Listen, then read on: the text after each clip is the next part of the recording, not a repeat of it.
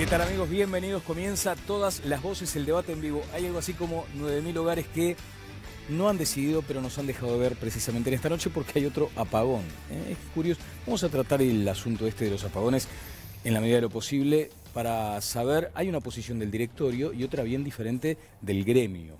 El gremio entiende que faltan las inversiones, el directorio dice que nunca se hicieron tantas como en este periodo. Pero lo cierto es que se están dando con frecuencia inquietante estas situaciones. A nosotros nos afecta porque hay por lo menos 9.000 hogares que estarían queriendo mirar, aunque se puede mirar por acá también, todas las voces. Se los si les queda batería. Si les queda batería, tenés razón. Sí, bueno, ahora están los cargadores, en fin. Bueno, señores, cargador donde lo vamos a comenzar. Viviana Ruggiero, ¿cómo te va? Buenas noches. ¿Qué tal? Muy buenas noches, Daniel. ¿Cuál es la frase que debería describir esta sensación que nos queda a todos con la publicación oficial de las cifras del Ministerio del Interior, con un incremento muy fuerte en las rapiñas y en los homicidios? Sí, realmente impresionan los números que dio a conocer esta noche el Ministerio del Interior. Según los datos oficiales, los homicidios aumentaron en los primeros 6 meses del año un 66,4%. Hubo 218 muertes por homicidios en comparación con los primeros 6 meses de 2017, que hubo 131. Las rapiñas, como vos decías, también aumentaron, pero un 55,8%.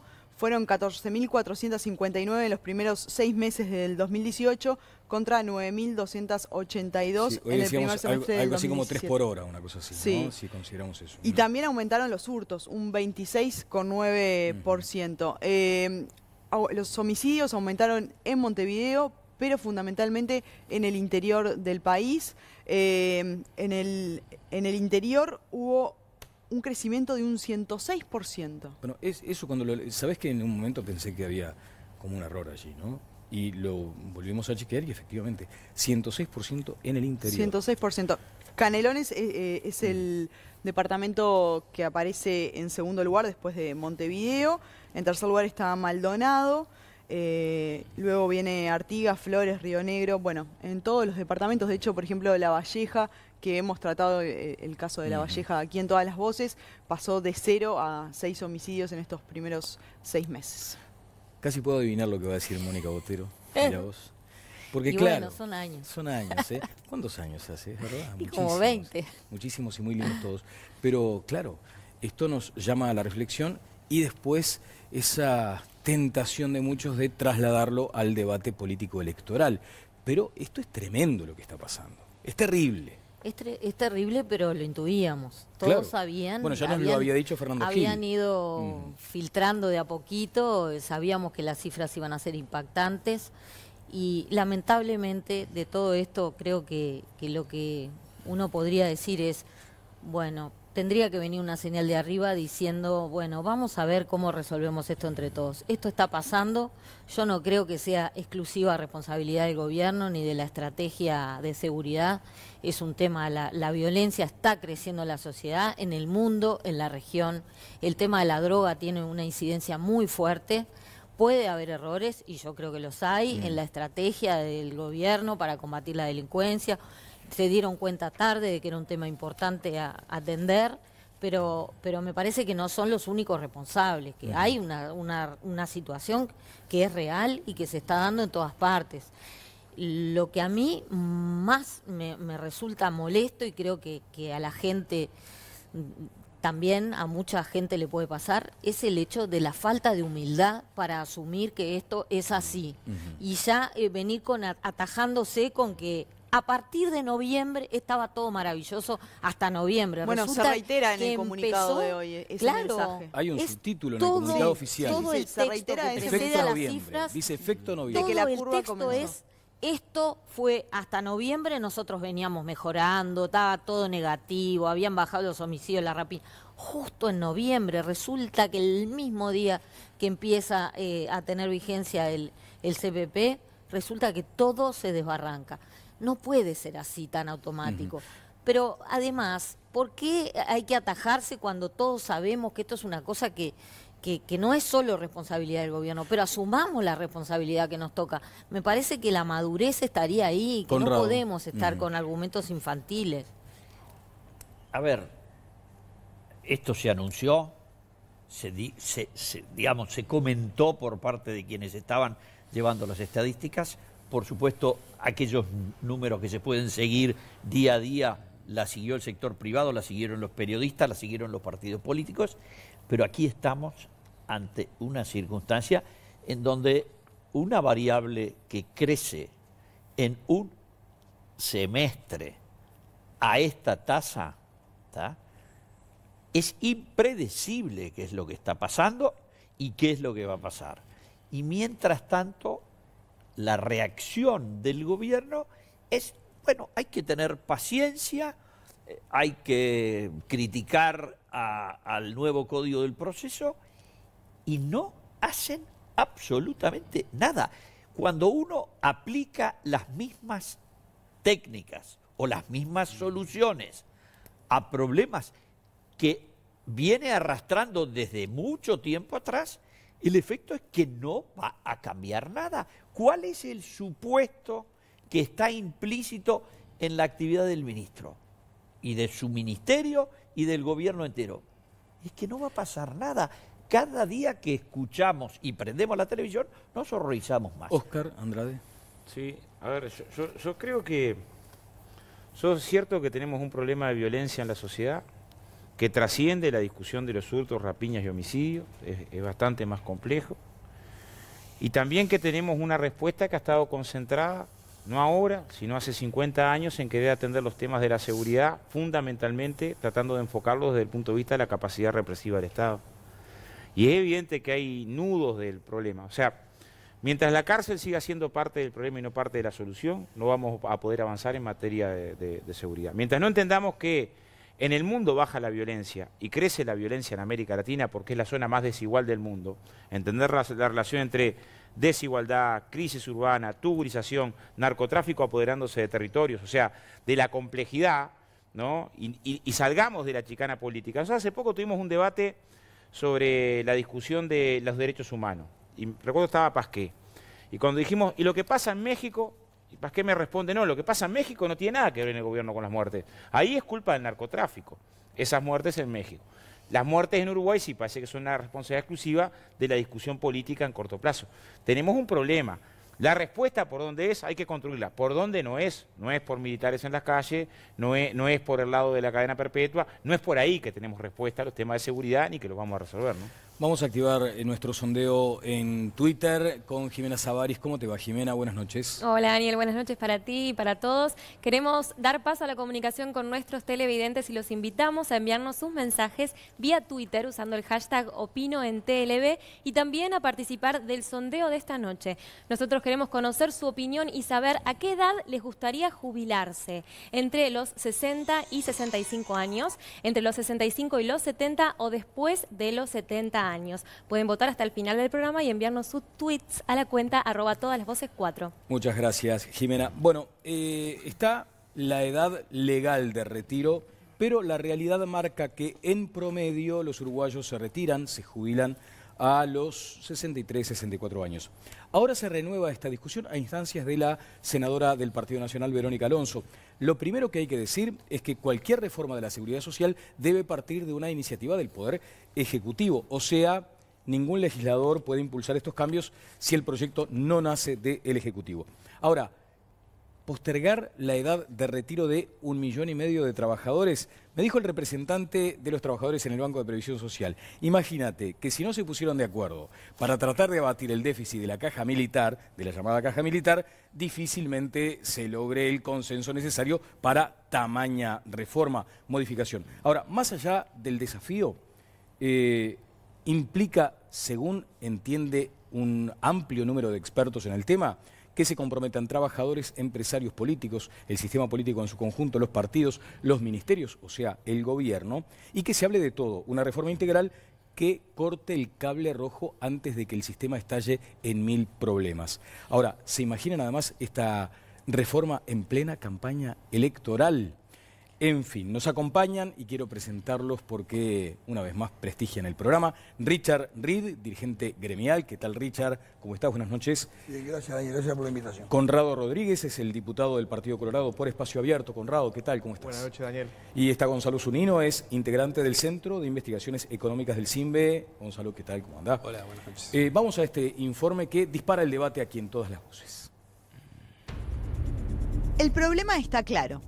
Cada vez hay más jubilados, la expectativa de vida es mayor y la tasa de natalidad viene en descenso en los últimos años. Esa realidad vuelve deficitario el sistema previsional. Lo complicado es encontrar una solución. Retrasar el retiro hasta los 65 años, hacerlo hasta los 70. ¿Con eso alcanzará? Esta semana se conoció una propuesta de la senadora y precandidata presidencial por el Partido Nacional, Verónica Alonso. La legisladora pretende elevar de 60 a 65 años la edad mínima para jubilarse, dado lo insostenible del sistema previsional. En 2017, la asistencia de rentas generales al BPS superó los 600 millones de dólares. El sistema político es consciente de la problemática de la seguridad social y la crisis que puede haber en el futuro. El ministro de Economía, Danilo Astori, ha dicho que se requiere una reforma previsional hacia el año 2030. El senador del Partido Colorado, Pedro Bordaberry, por su parte, presentó el año pasado un proyecto de ley para elevar el mínimo jubilatorio a 62 años y que el Poder Ejecutivo pueda modificar la edad de retiro conforme vaya variando la expectativa de vida. ¿Qué hay que hacer para cortar el cable indicado y que esto no estalle en mil problemas? Richard Reed. Primero, el tema del aumento de la edad jubilatoria. Yo comparto lo del compañero Ramón Ruiz, no resuelve nada. ¿Un parche? Es un parche y además en la propuesta que te hace un mal parche, porque si deja un oxígeno económico lo traslada a un aumento de las capacidades menores. Por tanto, la burbuja sigue agrandándose. El tema de... Comparto también lo que dice Ramón con el equipo de trabajadores de que esto es un tema estructural, hay que discutirlo en un conjunto. Tiene que tener el apoyo del Poder Ejecutivo más la iniciativa del Poder Ejecutivo. Y en segundo lugar, en un país donde los salarios, hay 400.000 trabajadores que ganan menos de 20.000 pesos, tenemos un problema grande estructural de recaudación. Por lo tanto, no es un problema de Uruguay solamente, es un problema del mundo, donde la tendencia al trabajo es a perder puestos de empleo de aquí a 10 años, tenemos un problema. Es para plantearlo en una campaña electoral, creo que es lamentable hacerlo, porque seguramente es para la tribuna, habrá una tribuna que aplauda y otra que llore. El tema de la reforma de la seguridad social es estructural. Pero no es para este momento entonces, Richard. Yo creo que es para, lo tiene que abordar un nuevo gobierno, en serio, y tiene que ser un tema de política de Estado. Tiene que estar discutido a todos nivel en la mesa de la larga, más amplitud, grande. Sí, con participación de los actores sociales. Gonzalo Zunino. Bueno, yo creo que el tema de la seguridad social es un tema bien importante, ¿no? Más de 11 puntos del PBI se van en pasividades. Entonces, saludo el tema de que se discuta y esté en el ámbito político. Esa cifra en plata. Esa cifra en plata, cada punto son más o menos 550 millones, así que estamos hablando de 6.000. Casi 6.000 millones, ¿no? Casi 6.000 millones de dólares. Bien, ahora sí, seguimos. Entonces, me parece que es saludable... 2 UPM, bien, para graficar. Para graficar. Es saludable que se discuta el tema. Por año. Muy bien, Connie. Sumen. Más específico. Ahora, justamente como estamos hablando de montos muy grandes, creo que una reforma tiene que ser estudiada en detalle, ¿no? Tenemos muchos parámetros digamos, que podrían suavizar el efecto sobre la sustentabilidad de la seguridad social. Digamos, la edad de retiro no es el único parámetro. Tenemos tasa de reemplazo, tenemos los años de aporte, digamos, hay varios parámetros para analizar el sistema y también hay mucha heterogeneidad, ¿sí? Pensemos que hay muchas personas de repente con bajo nivel de calificación que ingresan al mercado laboral con menos de 20 años. En general los que estudian menos ingresan antes. Claro, está bien. Y llegados a los 65 años pueden tener 45 años o más de aporte, ¿sí?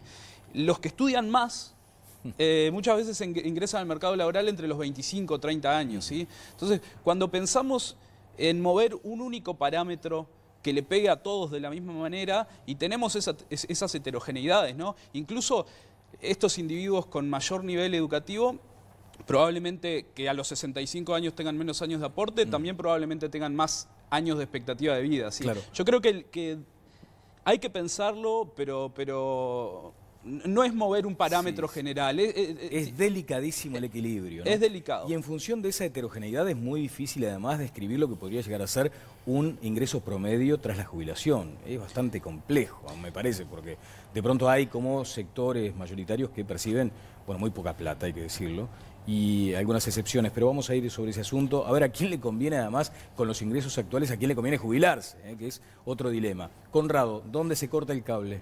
Sí, primero creo que el tema de la seguridad social, que es un tema muy importante no solamente para el país, sino para el mundo entero, porque en el mundo entero se está discutiendo de seguridad social, no es un tema que podamos soslayar inclusive en estos tiempos. Aún en campaña electoral. Aún en campaña electoral, porque inclusive el año pasado, cuando se dio toda la discusión del tema de los cincuentones, nosotros dijimos una y otra vez que no solamente estaba el tema de los cincuentones, sino que el gobierno tenía que empezar a atender el tema de la seguridad social como un tema integral. De hecho, el presidente de la República, ustedes recordarán, en el mes de junio del año pasado, dijo que habían algunas variables de la seguridad social que se venían cambiando y que en definitiva se tenía que hacer una reforma. Dijo, bueno, esto no va a ser para este gobierno, va a ser para el próximo. En el mismo sentido habló Astori, incluso Astori este año lo volvió a repetir, de que tenía que haber algún tipo de reforma de cara al futuro, pero yo lo que creo es que el gobierno perdió el tiempo, porque el gobierno tenía la oportunidad de convocar a todos los partidos políticos. Ya no le queda margen. De hacer una convocatoria a un diálogo social, como tanto se ha reclamado por parte de algunos actores sociales.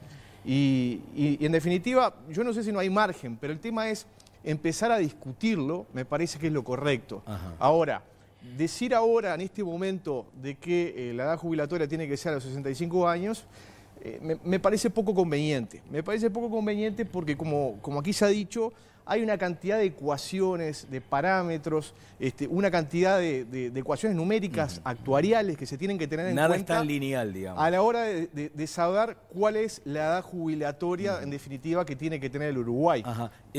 Quiero escuchar, si me lo permite la producción, lo que dijo por estas horas la señora senadora Verónica Alonso. Antes, con Viviana Ruggiero, algunos otros datos que hacen al debate. Viviana. La última reforma en seguridad social es del año 1996. En el año 2008 se aprobó una ley de flexibilización de acceso a las jubilaciones, pero de la última reforma se modificó la edad de las mujeres. De 55 pasó a 60 años y... desde ese momento de la reforma, la esperanza de vida creció 3 años al nacer.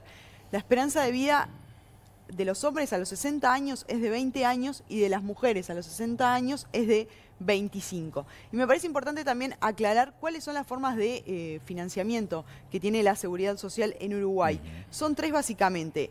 Como decíamos recién, está lo que recibe a través de rentas generales, que en 2017 fue de 580 millones. Después también está la recaudación de los 7 puntos del IVA y el impuesto de asistencia a la seguridad social, que suman 1.730 millones. Por otro lado están los aportes personales que hacemos cada uno de nosotros, que son el 15%, y los aportes patronales, que son del 7,5%. La otra vez hablaba con alguien del Instituto Cuesta Duarte que decían que los aportes patronales en otros países, por ejemplo, son el doble de los personales, al revés de lo que ocurre 14 en este caso, aquí en Uruguay. Más cercano a lo de los trabajadores, casi equiparado. Ya te voy a dar la palabra, Conrado, que estás muy interesado en este asunto, lo mismo que Óscar y Mónica. Vamos a ver lo que decía la senadora Verónica Alonso. Básicamente habla de eso, ¿no? De que si no se elige el cable correcto para cortar, esto estalla. Y habló allí de una propuesta de elevar de 60 a 65 años la edad mínima para la jubilación. A ver lo que decía la senadora. ¿Cuál es el desencadenante de esta propuesta? Es mi preocupación por los más de 160.000 jubilados que hoy reciben una jubilación de hambre. 11.000 pesos es una jubilación de hambre. Nosotros necesitamos encontrar soluciones a eso. Y ahí hay otro gran problema, que es la caja del BPS. El BPS está en rojo, entre otras cosas por mala administración, por mala gestión, porque las proyecciones las han hecho mal y se han equivocado, pero además también por la relación que hay en nuestro país, una población envejecida, donde esa relación entre activos y pasivos es un problema. Promedialmente los uruguayos se jubilan a los 63. ¿Qué planteamos? Bueno, que promedialmente se pueda correr a 65. No hablamos de que se corra de 60 a 65 la edad de jubilación. ¿Qué logramos con esto? En primer lugar, poder aumentar las jubilaciones devaluadas, poder aumentar esas jubilaciones indignas y hacerlas más decentes. Pero además, ¿qué logramos? Empezar a sanear las cuentas del BPS, que se necesita sanear. Bien, Óscar, primeros comentarios sobre esto. Sí, hay cosas que llaman la atención porque se lleva muy mal con la realidad, ¿no? Uruguay tenía arriba de 70.000 jubilaciones por debajo de 2 bases, prestaciones y contribuciones hace 12 años. O sea, hacemos muy mal la cuenta si no decimos que ha habido un esfuerzo por aumentar las jubilaciones mínimas como nunca antes. Desde que existe la reforma constitucional que acopla las jubilaciones con el índice medio salario, es la primera vez en la historia del país que ha habido ajustes extra a las jubilaciones más bajas. Entonces, yo soy socio de la idea de que hay que subir las jubilaciones más bajas, pero tengo que pararme en el contexto donde estoy, porque si no pareciera que venimos del país de las maravillas y de golpe ahora tenemos un problema con respecto a la jubilación. Segundo, la asistencia a la seguridad social patronal en Argentina y Brasil es en torno al 20%, casi el triple que en Uruguay. O sea, lo que un empresario tiene que aportar a la seguridad social a los efectos de cubrir el déficit. En general, cuando discutimos sobre seguridad social, vamos a 2 puntas. Tasa de reemplazo, si es para mejorar el déficit, para empeorarla, años de trabajo, sin mirar el contexto. Yo participé del diálogo de seguridad social que flexibilizó la jubilación, o sea, que mejoró el acceso. No había otra posibilidad porque era una bomba de tiempo. Porque teníamos una situación de años con un 40% de informalidad, muchos años con un 40% de informalidad, y decenas de miles de trabajadores y trabajadoras en el entorno de los 60 años que de ninguna manera iban a poder jubilarse. Entonces no es un problema que me den los números, el problema es que, ¿qué hago con estas decenas de miles que durante años estuvieron trabajando fuera del registro de la seguridad social porque Uruguay tuvo un 40% de informalidad? ¿En qué condición? ¿Cómo resuelvo? Que se arreglen como puedan. Ahí está, si miramos la seguridad social desde el punto de vista de construir derechos, o como un elemento solamente de contable, ¿no? Conrado. A ver, primera cosa, esto no es una disciplina esotérica ni una disciplina vinculada a las artes mágicas. Se trata de una rama de la matemática que se conoce con el nombre de matemáticas actuariales. ¿Tá?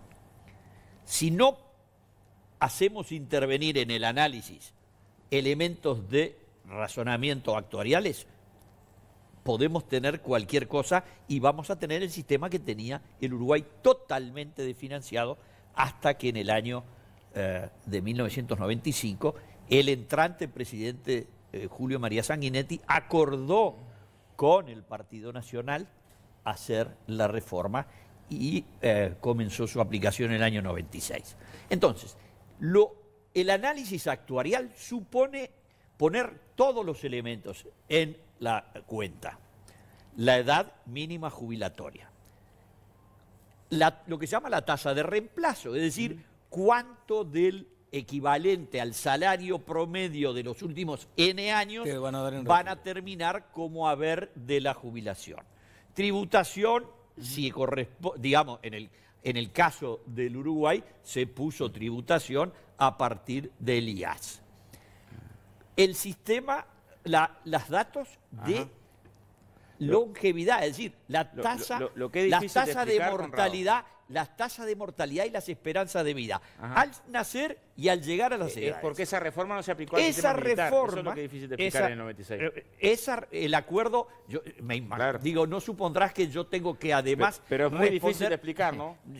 No tengo ni idea. Yo lo único que sé es que fui el responsable de coordinar la investigación que llevó al trabajo técnico de expertos internacionales y nacionales de todos los partidos políticos, que hicieron un documento que se llevó al gobierno, que luego se implementó en la contratación de expertos nacionales para hacer la ley, y que hoy, 20 años después, ha funcionado magníficamente, y yo siempre recuerdo, están mis saberes jubilatorios. Bien. Entonces, eso tiene que ser objeto de discusión y análisis, porque el mundo ha cambiado y porque el transcurso de los años con las mejoras generales mundiales de la vida de la gente a través del progreso científico y tecnológico, determina que vivimos más. Por lo tanto, no es razonable decir que no se puede tocar ninguna de las variables.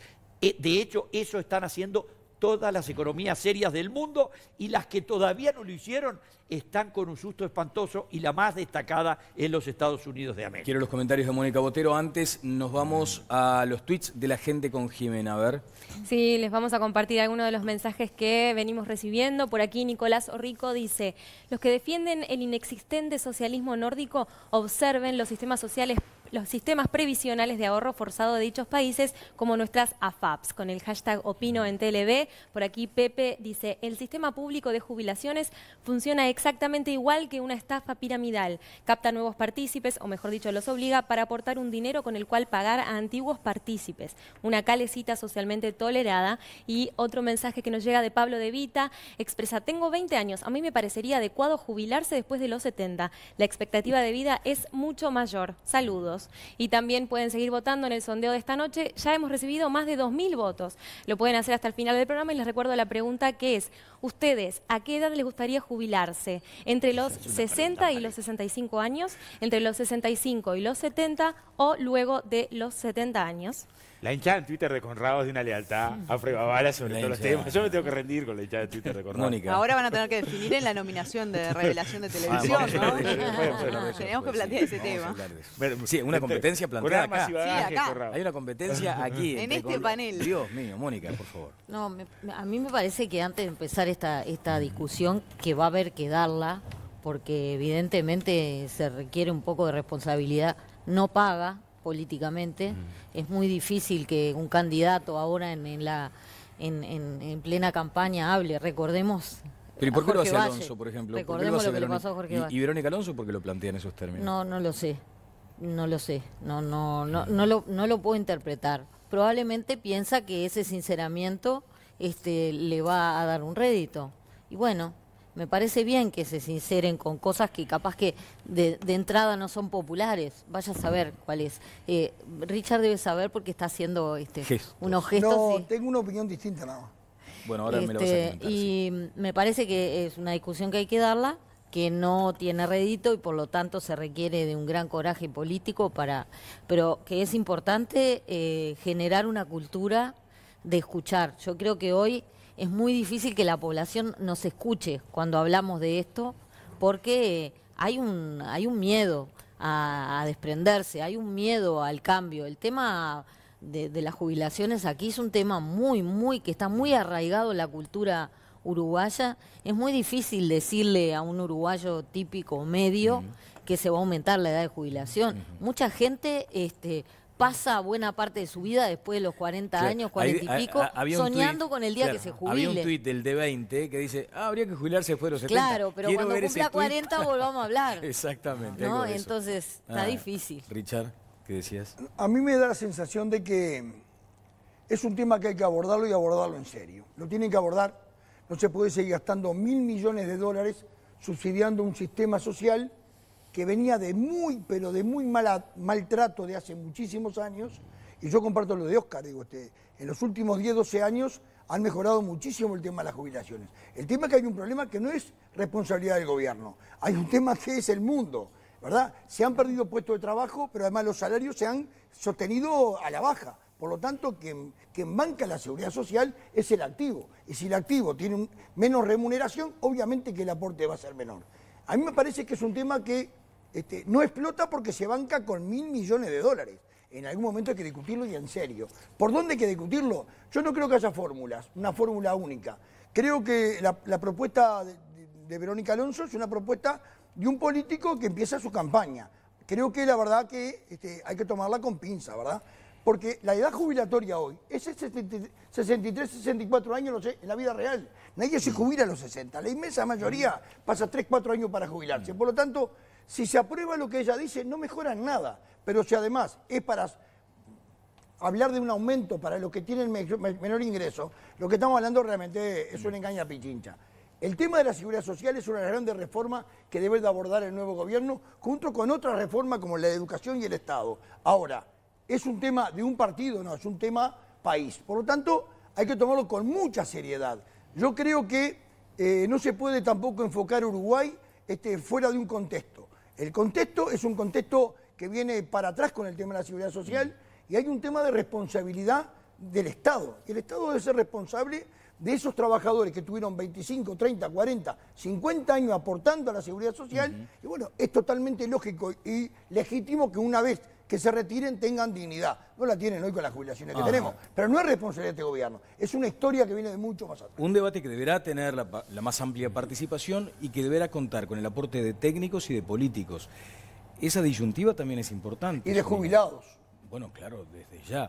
Pero es importante también establecer eso. Sí, como decía, esta discusión incluye muchos puntos y muchos puntos son puramente técnicos y otros puntos no necesariamente son técnicos, sí son políticos, porque cuando hablábamos de esto de los cálculos actuariales y que las cuentas cierren, digamos, también puede haber una decisión social de que parte de los recursos públicos sostengan un déficit de Cuando tú dices decisión social, es la del gobierno en ese momento determinando líneas de... Es de la del gobierno, la de los ciudadanos que eligen el gobierno y la de los ciudadanos que eligen o pueden, digamos, votar en algún momento alguna reforma. Sí. Decisión netamente política a una costa de esto que decía Óscar, por ejemplo. Claro, porque decíamos, hoy el sistema de seguridad social tiene déficit, o sea, los ingresos que se perciben por los contribuyentes no alcanzan a cubrir los egresos por pasividades.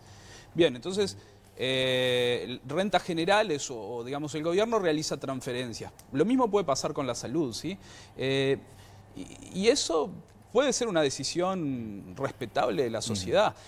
También es digamos, un punto pensar, bueno, esa es la mejor utilización de los recursos, las transferencias a las personas de mayor edad, las transferencias intergeneracionales deberían estar más equitativas entre las personas de mayor edad y los niños, que es donde, digamos, la población dependiente está en los dos extremos de las edades, ¿no? Las transferencias a la población dependiente de mayor edad está bien regulada por un sistema de seguridad social, las transferencias a los de menor edad son puramente privadas y eso determina que en general la pobreza esté más ubicada sobre los niños que sobre los de mayor edad. Pero son decisiones que decimos, tienen que tener un sólido contenido técnico, pero también son decisiones políticas. Claro, me parece muy relevante eso. Mucho interés en la gente, ya van más de 2.000 personas participando de este sondeo. Conrado, planteaba Óscar, también Richard en algún momento lo ha mencionado, creo que en una intervención anterior en otro programa, acá los empresarios deberían estar como empatando, digamos, Óscar, en estos aportes hacia la seguridad social. Yo lo que digo es que, sí, mira esta gráfica, claro, bueno, este es el PBI uruguayo, no es que riqueza no hay. Bien, ¿no? A ver, Conrado, sobre eso. Yo creo que la carga tributaria en general del Uruguay es una carga tributaria alta. Si lo comparamos a nivel regional, es una carga tributaria alta. Es cierto que en épocas de crisis, en la crisis del año 2002, se quitaron o se exoneraron, por ejemplo, aportes patronales en determinadas actividades. Eso sirvió para redinamizar, incentivar la economía. Se hizo a nivel del agro, recuerdo perfectamente, en algunos lugares de la industria. Eso realmente tuvo un efecto que logró que el Uruguay pudiera crecer allá por el año 2003 y que luego sostuviera su crecimiento. El tema es que, a mi juicio, hay un equilibrio y el tema es saber dónde está el equilibrio. Si nosotros subimos los aportes patronales, bueno, tenemos que saber también que va a haber una señal de ajuste por parte de las empresas en el empleo. En los últimos 4 años, Daniel, lo dice la rendición de cuentas, se perdieron 47.000 empleos, ¿no? Y es una preocupación no solamente del gobierno y del sistema político, sino de la gente. Entonces, tenemos que ser muy cuidadosos en los equilibrios. Ahora bien, en el tema de los gastos en seguridad social, yo creo que lo que nosotros tenemos que ver es la evolución, porque todos los institutos públicos de seguridad social son todos deficitarios. No existe instituto de seguridad social público en el Uruguay y en el mundo que sea superavitario. Son todos deficitarios. Por eso la Constitución, en el artículo 67, establece la posibilidad de la asistencia financiera del Estado. por algo lo prevé, porque justamente se sobreentiende de que la seguridad social da lugar a esos déficits. Siempre los ingresos van a ser menores a los egresos. Concuerdo con las transferencias públicas que hay que hacer en determinados colectivos de la sociedad, como los niños y en los mayores de edad. Eso ha sido una política bien ballista de toda la vida. Pero acá el tema es la evolución y el déficit, por ejemplo, del BPS se ha venido incrementando de forma sostenida. El año pasado 582 millones de dólares, este año 689, el año que viene más de 800 millones de dólares de déficit. Entonces, ahí está el problema. Hay cosas que se pueden soportar, el Estado y la gente puede soportar, y hay otras cosas que no, porque eso repercute luego negativamente en la posibilidad que tiene el Estado de dar jubilaciones mínimas mucho más decorosas de la que da en la actualidad. Mucha gestualidad de Richard Reed hoy. No, a ver, Daniel, te vería en casa más cómodo en un sillón. No vine a ocupar lugar. Yo no comparto. A ver, yo escuché ese discurso toda mi vida. En la década del 90 no había salario.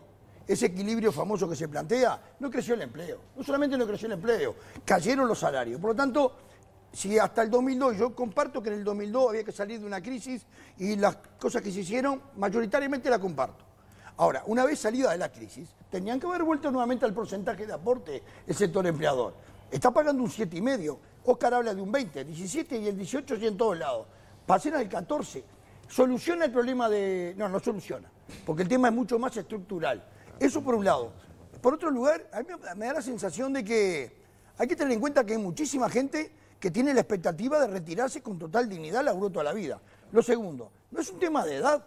En la bebida, los trabajadores que trabajan en el reparto de bebida, a los 55 tendrían que retirarse, porque están deshechos del lomo. Y Oscar me imagino que tiene más experiencia en el tema de la construcción. Nosotros tenemos un montón de compañeros que no pueden laburar más, destrozados quedan. Por lo tanto, no es una edad, creo que hay que estudiarlo con mucha más profundidad, con mucha más seriedad, y es una de las grandes reestructuras que hay que realizar en este país. Ahora los gestos vienen de Conrado. Sí. No, el mundo entero está discutiendo la edad jubilatoria y la está llevando a edades mucho más elevadas de las que existe actualmente. Y Uruguay no puede pensar de que es una isla en el medio de un mar abierto. O sea, Uruguay también está inserto en el mundo.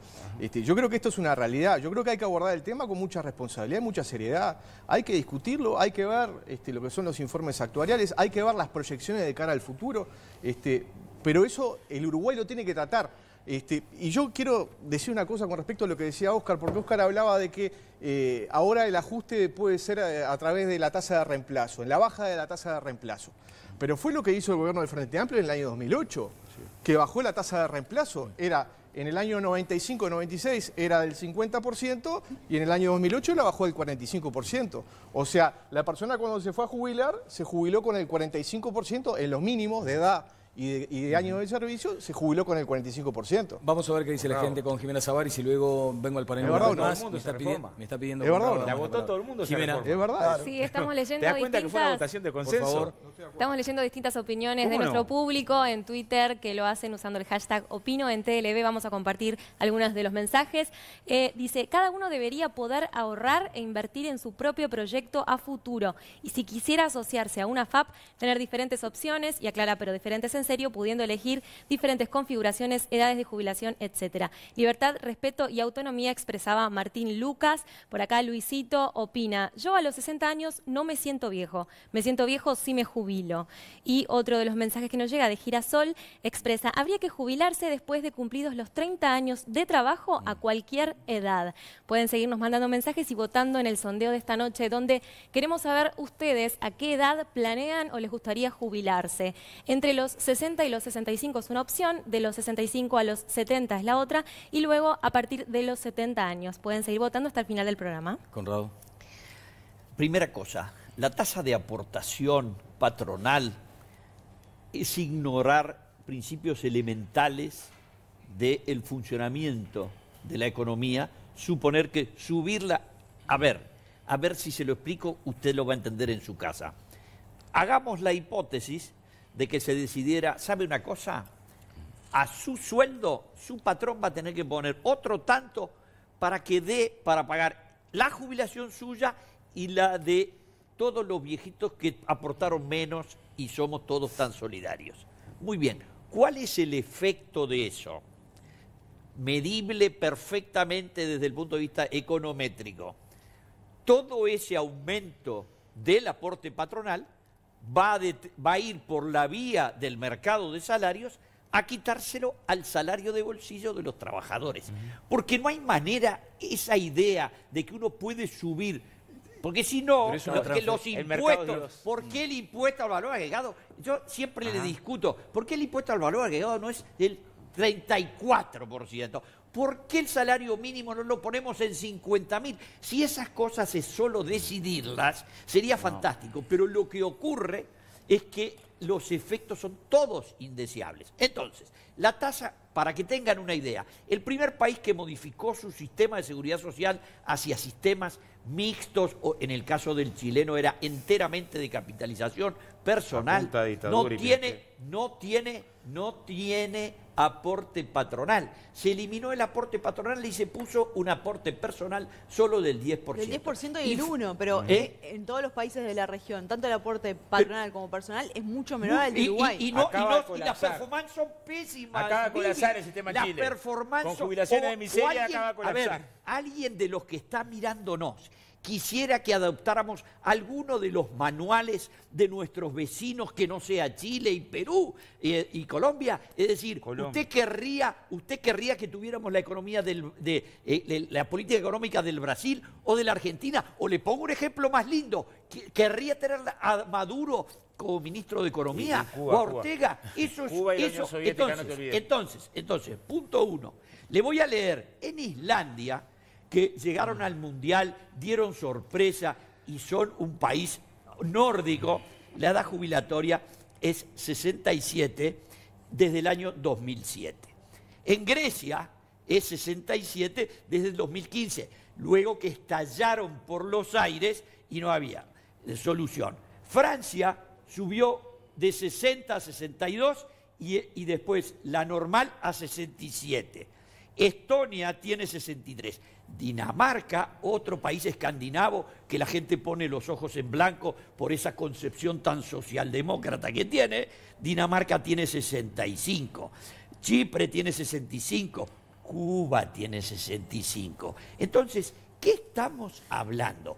Hay que usar referencias serias y, por supuesto, comparto el criterio de Gonzalo. ¿Y tú crees que se resuelve llevando a los 65 no, años? Acabo de decir el que énfasis que está poniendo no es real. Tiene que ser objeto. Punto 1. De un estudio completo que implique una proyección a 25 años. Segundo, que se haga por los mejores técnicos del mundo, nacionales e internacionales. Tercero, que cuando se llegue al terreno de lo político se consiga un consenso que implique la mayoría de la sociedad uruguaya. Mónica. Yo quería pensar del tema, capaz que me voy del tema, pero desde el otro punto de vista que lo hablamos pero lo sobrevolamos, que es el tema del perfil epidemiológico, de la expectativa de vida al nacer. Hoy Uruguay, tendríamos que estar muy orgullosos de que el promedio de la expectativa de vida de las mujeres es de 80 años, 80,5, y de los hombres es de 73 y pico. Tenemos que tener en cuenta esa realidad, no podemos negarla. Por un lado, ¿no? Entiendo que hay desigualdades. No es lo mismo una señora que trabajó 30 o 35 años como empleada doméstica o como empleada de un comercio donde tuvo que estar parada 10 horas por día, a una persona que, como decían hoy, se integró al mercado de trabajo después de terminar una carrera universitaria y que lo hizo en condiciones físicas, digamos, diferentes. Quizá eso haya que tenerlo presente en un debate, pero también hay que tener presente que las mujeres en promedio vivimos 80 años y no podemos estar pensando que a los 60 soñar con jubilarse. Por otro lado, también está el tema de las jubilaciones compulsivas. Conozco muchas personas, sobre todo en el ámbito intelectual, científico, que llegan y artístico, que llegan a los 70 años y tienen obligación de jubilarse. recordemos a la primera actriz de la Comedia Nacional, Estela Medina. Hubo que hacerle 2 prórrogas porque a los 70 la querían jubilar. Estuve en la radio el otro día con el ministro Murro y advertía también una circunstancia que no se ha planteado en este debate, por lo menos ya ha estado presente en otros, y es la comparación de nuestro sistema previsional privado, de la AFAP en cuanto a sus ganancias, con relación a otros sistemas previsionales privados en la región. Y allí hay ganancias importantes que hay quienes entienden que debería revisarse. Y también hay pérdidas, ¿no? O sea, el sistema AFAP funciona... Déjame hacer unos apuntes con Viviana y luego vuelvo contigo, Oscar. Sí. No, en realidad yo quería agregar otro tema, que eres la natalidad. Ayer el diario El País daba que en el primer semestre del año cayó un 9%, hubo 1.900 nacimientos menos. Está bien, un 40% se explica porque bajó el embarazo adolescente, que es algo deseado, pero también es cierto que en el sistema mutual, por ejemplo, las mujeres que tuvieron hijos por primera vez tenían en promedio 33 años, ¿no? Eso también influye para posteriores hijos. Entonces, por allí preguntarle a Zunino cuánto cree que influye en este debate también la natalidad. Queda planteado ese de la natalidad. El sistema de la AFAP, que funciona tan maravillosamente en el mundo de Conrado, lo sostiene el Banco Seguro del Estado. No. Porque no hay déjame terminar, Conrado. No hay ninguna aseguradora privada hoy y lo sostiene a pérdida. O sea, el sistema privado, que es maravilloso, como no hay ninguna aseguradora privada, si el Banco de Seguro del Estado decidiera dejar de perder plata, ¿no? Colapsa el sistema de seguridad social privado. Esa cosa maravillosa que cuando no lo vendieron, me extraña que Conrado no sepa, con la peor poda la tasa de reemplazo que conoce la historia del país, que fue la del 96, pasando de 3 años a 10, bajando los porcentajes. La más brutal, eso no es tasa de reemplazo. La más brutal poda en el cálculo de las jubilaciones. La más brutal poda en el cálculo de en la forma de cálculo de las jubilaciones fue la del 96, que no tuvo nada que ver con el diálogo de seguridad social, que fue consenso de todos los partidos políticos, otra cosa que me extraña, y que lo que generó es la posibilidad de jubilarse con 28 años de trabajo cuando está desocupado. Porque la jubilación a los 60 o 65 la tomamos como que es una cosa opcional. Y el que se jubila a los 60 hoy es porque no tiene trabajo.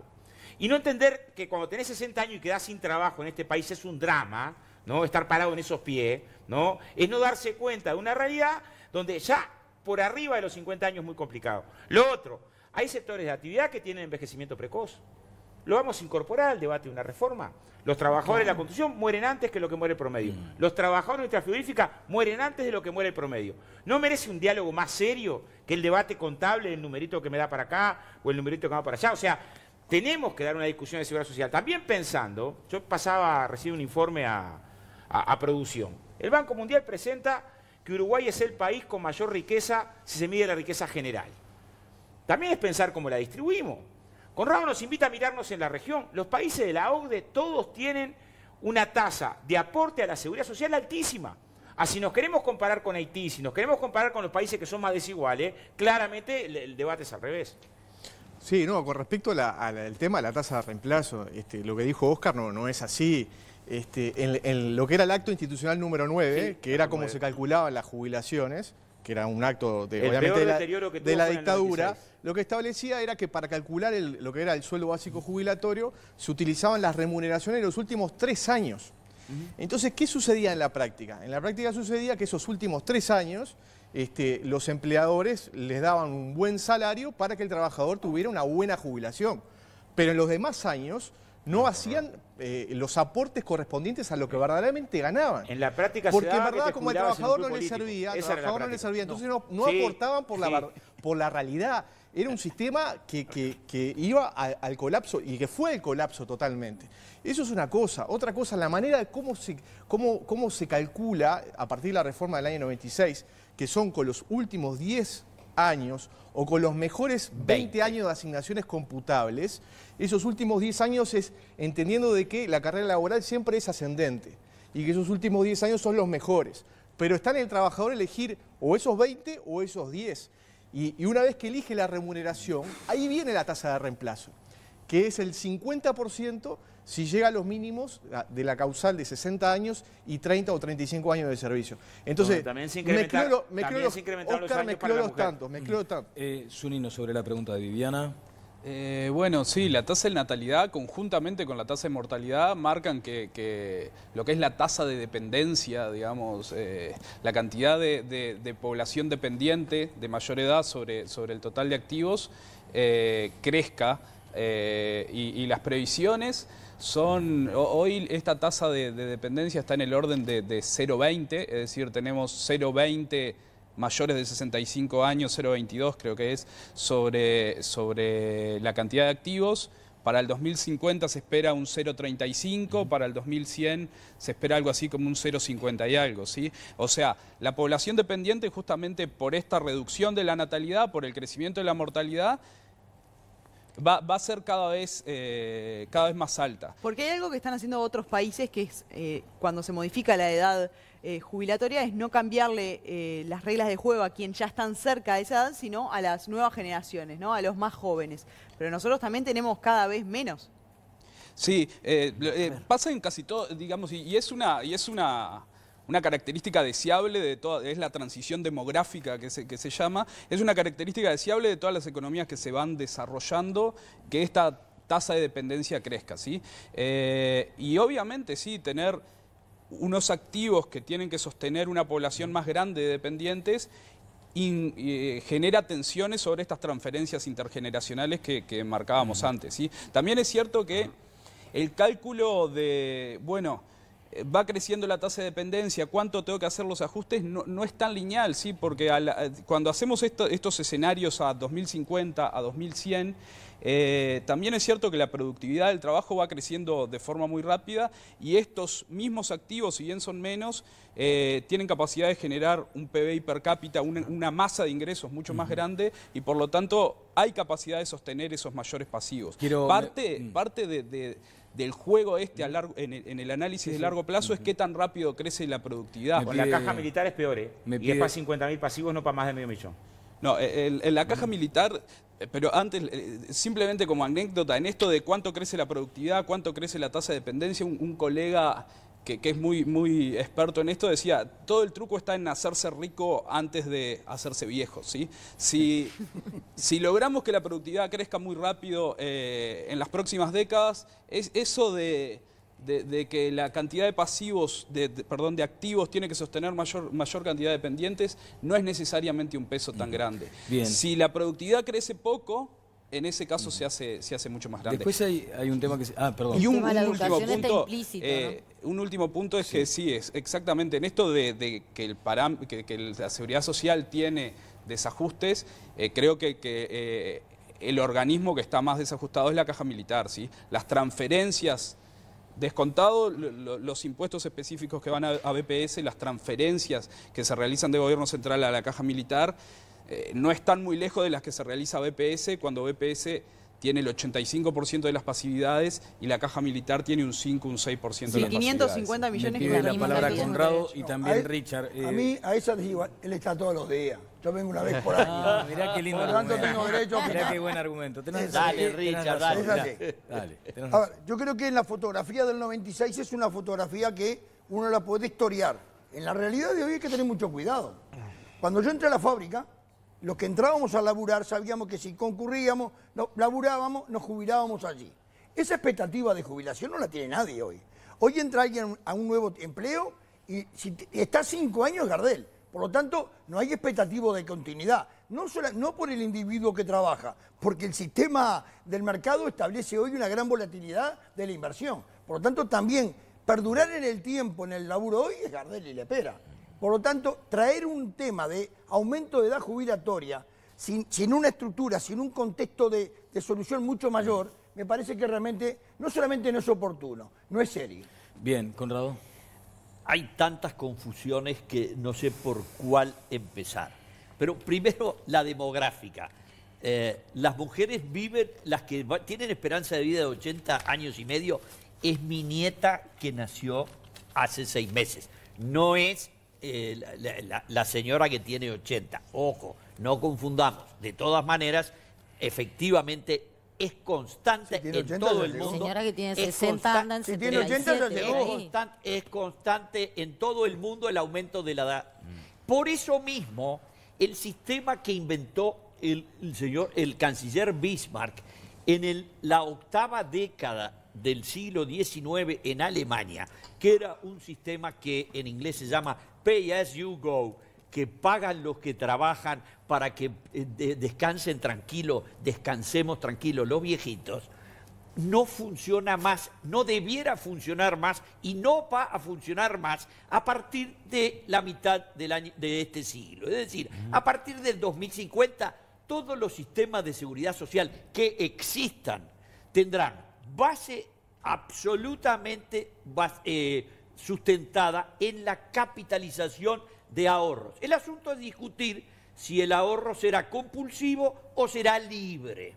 En el Uruguay la gente entiende, y tiene algún fundamento de razón, de que el ahorro, por ejemplo, hace 70 años en Uruguay no había, los primeros sistemas, sacando los militares y luego las maestras, no había de ninguna industria ni de nada. Quiere decir que ¿qué hacía una persona para guardar cuando iba a ser viejo? Que iba a ser viejo cuando cumpliera 50.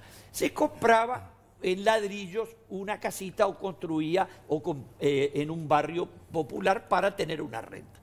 Ese sistema fue cambiando hacia el sistema de que unos trabajan y otros pagan, pero ese colapsó. Ahora, en el Uruguay tenemos la mitad. Yo del sistema de seguridad social del BPS, primero no cobro, ¿no? Pero el día que cobre me van a pagar igual, 11.500 pesos. Fui ministro, director de empresas y todas las cosas. 11.500 pesos. No me importa nada, porque tengo mi ahorro en mi AFAP. El mundo y además tengo algún hay que laburar para ser jubilado. Para jubilarse hay que tener yo no voy a tener problemas, dice Conrado, entonces claro, 47 años de trabajo. Es político, hay que laburar 8 horas para jubilar. Tengo cómputos en el BPS desde cuando tenía 17 años y tengo 71. Jimena, a cumplir la semana que viene. A ver qué opina la gente. Jimena, hay quienes están en la línea de Conrado. De hecho, están mencionando la posibilidad de abandonar el sistema solidario y generar el ahorro individual. Pero ¿por qué no hacen optativo entonces las AFAP son tan maravillosas? ¿Por qué hay una propuesta en este momento de Conrado, pero antes, Jimena, vamos con el consejo. Ya luego de la pausa, Conrado tiene una propuesta y cerramos el tema. A ver. Sí, tengo un consejo. Yo quiero recomendarte Acompaña. Para cuidar a tu familia, confía únicamente en profesionales. No hay otra empresa en la que todos sus acompañantes son enfermeros. Padres e hijos sin límite de integrantes, pagando una sola cuota por todos. Mira. Cuando alguien muy querido cae enfermo, se lastima, tu único objetivo es darle apoyo, darle estima. Como Acompaña no hay, es el único sistema que entiende tu dilema. Créeme, no es igual. Padres e hijos sin límite de integrantes todo el año, una sola cuota por todos. Como Acompaña no hay, enfermeros que te cuidan, te lo digo, es otra cosa. Revelación en este panel. Los nominados son, por la revista Sábado Show, el señor Oscar Andrade y el señor Conrado Hughes. Vamos a estar comentando esto luego de la pausa, además del remate y la propuesta de Conrado Rodríguez sobre el sistema jubilatorio. Este asunto va a dar para más. Imagínense si estamos pensando en algo que en principio podría llegar a aplicarse después del 2030. Estamos con bastante tiempo para seguir hablando del asunto. Pausa y venimos al remate de todas las voces. Bueno, sí, dará para seguir hablando de este asunto. Vamos a la ronda final de nuestros invitados esta noche. 1 minuto para el cierre, a cuenta de seguir hablándolo seguramente más adelante. Lo que no se ha mencionado es aquella cuestión vinculada a los cambios automáticos en función de los cambios en la expectativa de vida, que esa parece ser también una fórmula, por lo menos, digna de ser considerada. Conrado, ¿cuál es la propuesta? Sí, habida cuenta de la situación de los cotizantes en la seguridad social y esa relación entre activo y pasivo. Obviamente se necesitan cada vez más activos para poder financiar las prestaciones de seguridad social. La propuesta pasa en parte del mundo que se da la posibilidad de una jubilación activa. ¿Qué quiere decir esto? Es como un estímulo a la persona para llegar a determinada edad y que en definitiva a partir de esa edad se pueda jubilar, pueda cobrar toda su jubilación, pero al mismo tiempo pueda trabajar. A ver, un ejemplo concreto. No, que pueda trabajar por en actividades amparadas por BPS. Sí. Tiene su jubilación. Te retiraste a los 60 pero días. Por la misma actividad que venía desempeñando. Esos aportes van a estar dentro de lo que es el pilar de solidaridad. Pero complementa con lo activo. Pero lo complementa, que le dan de jubilación. exacto. Y eso pasa en algunos países del mundo. Y es en vez de hacerlo de forma compulsiva, de decirle a la gente, bueno, a los 65 años es la edad jubilatoria, decir, bueno, a partir de los 65 años usted puede jubilarse y seguir trabajando. Esto es una propuesta obviamente, para conversar. Me parece que es una cosa interesante que pasa en algunos países del mundo. Bien. ¿Zunino? No, simplemente eso. En el gasto público, digamos, en seguridad social es muy grande, hay que analizarlo bien antes de tomar decisiones, y gran parte de las decisiones son técnicas, pero no hay que creer que es solo técnico, ¿sí? Es técnico y hay un componente político. Richard. Es una decisión política porque subsidiar con 1.000 millones de dólares anuales, también podemos discutir el subsidio que tienen las grandes multinacionales, ¿verdad? O las zonas francas. Desde el Banco de Previsión Social, el equipo de trabajadores con Ramón Ruiz a la cabeza han hecho una propuesta concreta de reforma, pero estructural, tomando todos los temas que están sobre la mesa, integral. Y en tercer lugar, hay que tener claro, este déficit es hoy porque hubo un trabajo muy fuerte desde el 2005 para acá de que el trabajador tuviera blanqueado su salario. Habían 70.000, 80.000 empleados domésticos que no existían en este país. No existía el peón rural. Bueno, pasaron de la noche a la mañana 250.000 aportantes, ¿producto de qué? Producto del esfuerzo y la decisión política de que si vos tenés un empleado, tenés que regularizarlo en caja. Creo que es un tema muy grave, creo que no es un tema menor, creo que no hay que dejar de... Le pido a los políticos que no hagan campaña electoral con este tema de tribuna a tribuna, es un tema muy serio, sí que aporten ideas para una gran mesa de diálogo, como es en el tema de educación, como es el tema de seguridad, la reforma del Estado, también el tema de la seguridad social. Muchas gracias. A ustedes por la invitación. Fue, como siempre, un gusto recibirlos. Bueno, nos estamos yendo con... vamos a cerrar el sondeo, Jimena, si te parece. Sí, cerramos el sondeo de esta noche. Más de 2.500 personas votaron hoy a la pregunta de ¿a qué edad les gustaría jubilarse? Los resultados son los siguientes. El 77% opina que entre los 60 y los 65 años. El 15% entre los 65 y los 70 y un 8% dice que le gustaría jubilarse después de los 70. Bien, gracias. Tenemos en este panel a 2 nominados como revelación de acuerdo a Sábado Show y para sus premios Iris, que además este año tienen una connotación importantísima porque se llega a un número redondo, ¿no? A esa seducción de los números redondos. Sí. Aquí tenemos a los nominados. Allí están Óscar Andrade y Conrado. Qué orgullo enorme esto, ¿eh? Después está Lorena Lainé, Florencia Sagasti, nuestra queridísima compañera de Telenoche, Camila Rajman, y me gustaría saber dónde estará la estatuilla. Ustedes, bueno, Mónica, no te voy a poner en ese compromiso. Yo no voy a poder elegir, no vas a poder elegir. Y los puedo acompañar. Complicado. Si me invitan al Conrad, voy con los dos, muy orgullosos. Bueno, qué lindo sería. Pero tenemos que hacer una encuesta acá en todas las voces. Y además va a haber encuesta, o sea que va a haber que... Eso es lo que quiero. Una encuesta para ver quién de los dos... Bueno, de pronto hay más nominados, ¿no? Pero nosotros queremos que sea alguno de ustedes. Si pudiera ser compartido. ¿Qué te pareció Sería, esto, Conrado? ¿No? A ver, la primera reacción, yo estaba con el teléfono apagado porque estaba en una reunión muy importante de mañana. Así que cuando lo prendí como a las 11:15, la producción, el teléfono, los WhatsApp sonaban como locos. Los de la producción aquí nos mandaban. Y yo primero puse, ¿es en serio? Me pareció que era chiste. Pero después pareció que era muy divertido y la verdad estoy encantado de compartir con Óscar la chance de que nos tomen en consideración. Es pillo el guionista Dios.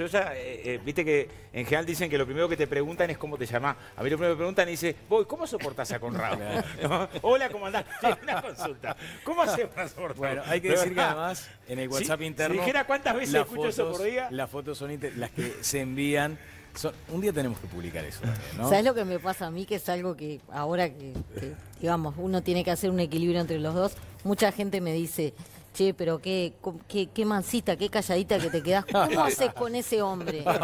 Y yo no sé cuál de los dos. Entonces, según cómo es el corazoncito del que me lo está diciendo, se está refiriendo a uno o se está refiriendo al otro. Bueno, Gonzalo, pero se trabaja muy lindo. Richard, Conrado, muchas gracias al panel como siempre. El reencuentro será el próximo martes a las 10 de la noche en Todas las Voces por Montecarlo Televisión. Que pasen muy bien.